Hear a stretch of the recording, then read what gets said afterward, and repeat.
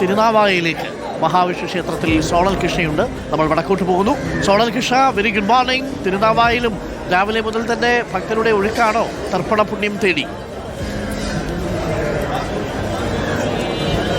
അരുൺകുമാർ, തീർച്ചയായിട്ടും ത്രിമൂർത്തി സംഗമ ഭൂമിയായിട്ടുള്ള തിരുനാവായയിൽ പുലർച്ചെ മുതൽ തന്നെ വലിയ തിരക്കാണ് അനുഭവപ്പെടുന്നത്. ഇന്നലെ മുതൽ തന്നെ 10,000-കണക്കിന് ഭക്തർ ഇവിടെ എത്തി വരി നിന്ന് ഇന്ന് രാവിലെ 2:30 നട തുറക്കുന്ന സമയത്ത് ബലിതർപ്പണ ചടങ്ങുകൾ ഉൾപ്പെടെ ആരംഭിച്ചിരുന്നു. എന്തായാലും 10,000-കണക്കിന് ആളുകൾ തങ്ങളുടെ പിതൃതർപ്പണത്തിനായി ഇവിടെ എത്തിയിട്ടുണ്ട് എന്നുള്ളതാണ്. സമാന രീതിയിൽ കഴിഞ്ഞ വർഷത്തേക്കാൾ ഒരുപടി മുകളിൽ ആളുകൾ തിരക്കനുഭവപ്പെടുന്നുണ്ട് എന്നുള്ളതാണ് ഇവിടെ പറഞ്ഞിട്ടുള്ളത്. ഏകദേശം 13-ൽ കൂടുതൽ കർമ്മികളുടെ നേതൃത്വത്തിലാണ് ഇപ്പോൾ നമ്മൾ ദൃശ്യങ്ങളിൽ കാണുന്ന ഈ നടയിൽ പിതൃതർപ്പണം ഉൾപ്പെടെ നടക്കുന്നത് എന്ന് നമുക്ക് പറഞ്ഞു വെക്കേണ്ടിയിരിക്കുന്നു. എന്തായാലും വിദഗ്ധമായിട്ടുള്ള സുരക്ഷാ സംവിധാനം ഒരുക്കിയിട്ടുണ്ട് എന്നുള്ളത് പറയാതെ വയ്യ. കാരണം ഒരാൾക്ക് പോലും ഈ ഭാരതപ്പുഴയിലാണ് ബലിതർപ്പണം നടത്തുന്നത്, അങ്ങോട്ടേക്ക് പോവാത്ത വിധത്തിൽ സുരക്ഷയൊരുക്കി സേവാഭാരതി ഉൾപ്പെടെയുള്ള സന്നദ്ധ സംഘടനകൾ അതിന് നേതൃത്വം നൽകുന്ന കാഴ്ച. ഏകദേശം 300-ൽ കൂടുതൽ പോലീസ് ഉദ്യോഗസ്ഥർ ഇവിടെയുണ്ട്, ഫയർഫോഴ്സ് ഉദ്യോഗസ്ഥരുണ്ട്.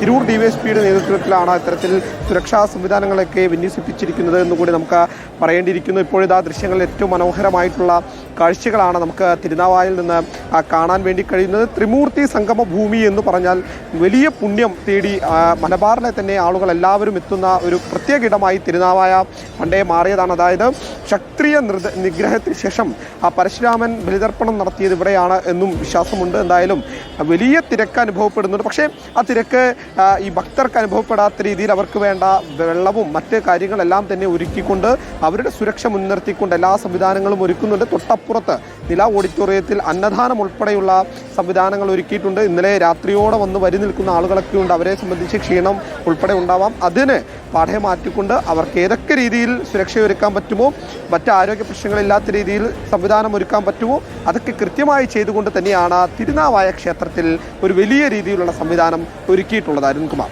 ഓക്കെ, പ്രിയപ്പെട്ട പ്രേക്ഷകരെ, സോണൽ കൃഷ്ണയാണ് ഇപ്പോൾ തിരുനാവായ ക്ഷേത്രത്തിൽ ചേർന്നത്.